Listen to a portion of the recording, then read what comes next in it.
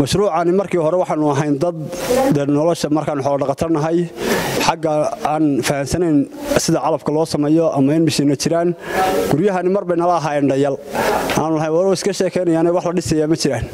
maanta laakiin waxaanu nahay dad qaan gaadhay waxaanu diyaar u nahay inaanu gobolka iyo gobolada kaleba gaarsiin doono calafkii oo tayeysan oo jarjaran oo la habeeyay sidoo kale waxaan aad iyo aad ugu mahadnaqayaa madaxda gobolka oo intaan babar taagnaa iyo hay'adda fow dhammaan wax nala geliyay tacab haday dad tahay iyo haday dhul tahayba tacabkaana waxaanu ballan qaadaynaa mashruucani waa dawli inaanu gacanta ku haynayno wixii tobanka goobood amni darro wadana inaanu soo gudmin doono ciidamada amniga sidii aanu xulo soo bixi lahayn sidii aanu dad iyo dunyaba u noolaan lahayn na tustay inaanu maxay ahaatay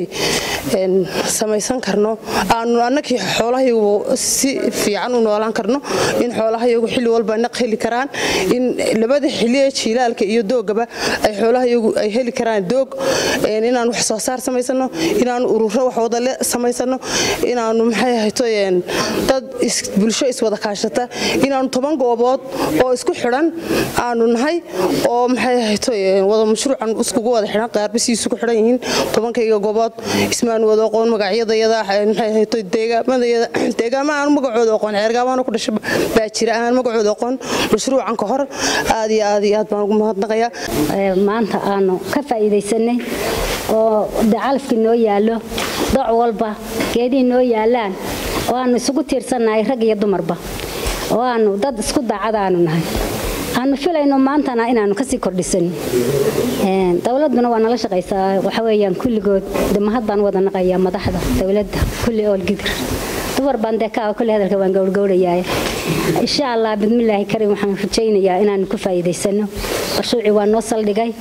waa aragtaan keedkii waa noo yaalaa aad iyo aad baanu horta ugu mahadnaqaynaa dhammaan wixii ka soo shaqeeyay waanu ka faa'iideysanay faa'iidadiina waanu haynaa waxaanu diyaar u nahay inaanu faa'iidada sii kordhino cabdideeq si fiican buu sharaxay inay maanta taagan tahay heerkii laga faa'iideysan lahaa dadka oo ka hela dhaqaale meesha oo laga kordhiyay intan hadeer taala in la eeg ay dhaqaalaha ka soo baxaya keeno aad iyo aad baanu hadeer doonaynaa inaanu halka heerkaas sii gaadhno heerarka hore waxaan uga markhaati kacaynaa hay'adda fow maamulada dhammaan inay aad noola shaqeeyeen nana soo gaarsiiyeen dawladuna suurto gelisay in waxaan halkan laga dhiso amniguna suurto geliyay in la ilaaliyo maamulkuna suurto geliyay in la ogolaado oo maxaan ku raadayay dadku ay waxan loo keeno hay'aduna ay markaa si wanaagsan uga shaqeysay annuna aanu qaabilay marka aad iyo aad baan uga mahadnaqayaa dhammaan wixii ka soo shaqeeyay annaguna waxaanu ku ballan qaadaynaa oo aanu doonaynaa inaanu ku ballan qaadno maanta heerka aan ugu timaadeen maalinba heer baan ugu imanayseen fow oo kale maalintii ugu horeysay waxay noogu timi deesagxad bay noogu timi maalintii la furay bara saabka iyo maayirka iyo laamaha dawladda xanaanada xoolaha iyo waxay noogu yimaadeen iyana idibil maanta wajigii halkii hore baan uga sii soconay waxaanu sii jecelahay maalinta dambe insha Allah taala ilaahay haduu idmo la isugu yimaado halkan in ay noqoto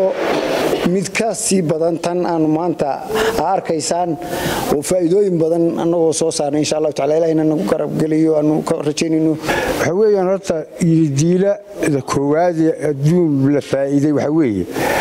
wax la dareemay oo la ogaaday oo dadkaasi fahmay dhamaantayba in laga bixi karo abaarihii adduunka lagu caydoobi jiray ama lagu socod jiray ama lagu hayaami jiray waayo sababtoo ah waxa qabadkan wuxuu dadka tusay waxa weeyaan maanta oo kale marka saad ugu doo faa'iidada kale iibka iyo intaan la gaadhin reerku inuu badbaadsan karo xoolihiisa oo ku badbaadsan karo taa maanta dhulka ku taala oo kale oo laga gudbi karo wixii dhul dad qabsan jiray iyo caydowgii waxa weeyaan marka diila fiican baa la qabaa lama gaarin horta meel weyn oo adag laakiin wuxuu la fahmay in la badbaadin karo maalkii iyo abaari laga bixi karo waxa weeyaan aad waxaan ugu mahadnaqayaa dowladda siiba xanaanada xoolaha mar labaad waxaan u mahadnaqayaa maamulka gobolka degmo amni wasaarado intii ku shaqo lahayd si fiican bay noogala shaqeeyeen oo haddii aan iyagu ka shaqaynayn waxba maynu qabsan kareen markaynu nahay dadweynaha waxa weeye waa ku ammaanan tihiin waxa weeye maantana waxaa la joogaa meel fiican oo rajo fiican leh oo wax la fahmay